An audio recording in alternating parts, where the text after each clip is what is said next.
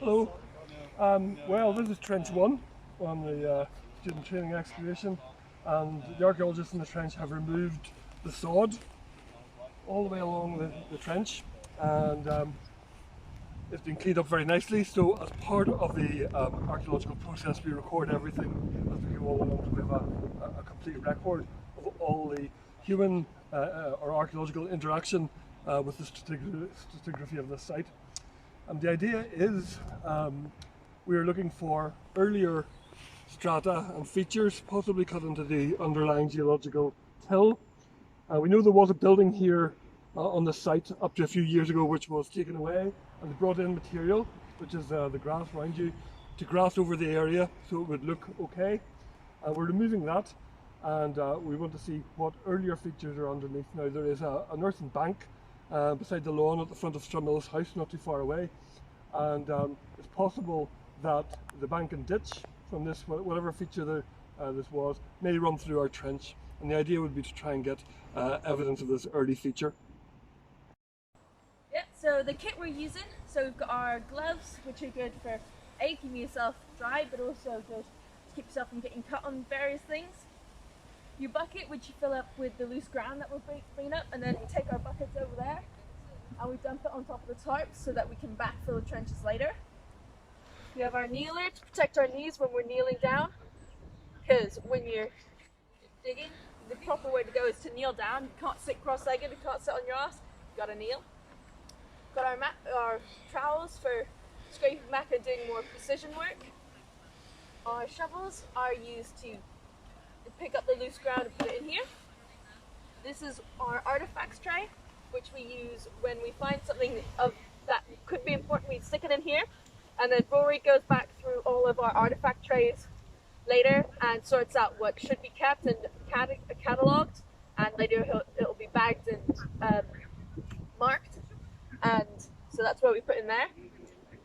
We're using the Matix safety goggles so you don't get a nice ice full of mud and whatnot. Our Matix for going through and getting through some of the harder stuff, and same with the shovel, we use that to kind of get down to it, and then after that we go in with the trowel and stuff. So that's what we're using for the last few days, and that's what we'll keep using today.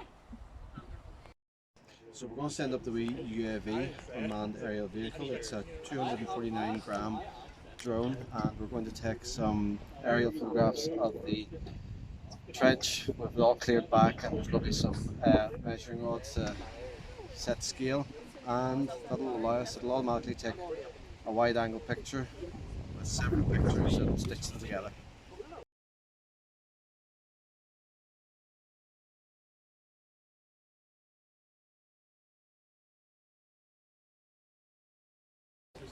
Alright, well obviously because we're using heavy equipment and sharp objects like the Matix, we have to keep all our equipment safe and secure in case anyone nicks it. This is the compass.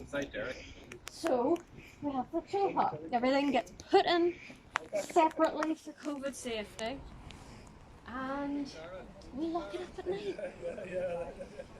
Very low.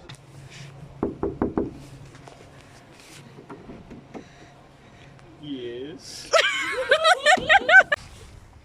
Well, today we've been doing a lot of trialing, and we've gone back over because of the rainfall yesterday. We had to go back over and redo our work.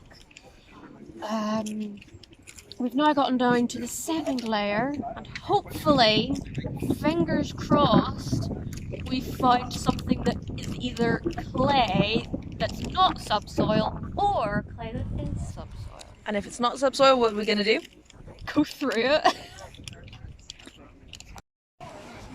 Right, so this is another very interesting find that we found in our trench here earlier when we were scraping through the second time. I saw it and I got a bit confused because at first I thought it was pottery, but we then realised that it is actually bone. It is an unidentified piece of long bone. We're not sure, you can see the nice pores inside there. We're not sure exactly what bone or what animal it came from, but we're fairly certain that it's quite young, so it's not that interesting to find. Yeah, and we'll check it in the lab later and and identify it. and see what animal it came from. Lauren, what are we doing now? We're making a smaller 2x2 trench in which we're going to dig deeper down. Why are we doing Straighten that? across. Okay, this bit, or Because the 2 by 25 meter trench is too big to dig the whole thing by hand. What are you doing, Lauren? Good enough? Hammering in a nail. Is that rigorous work?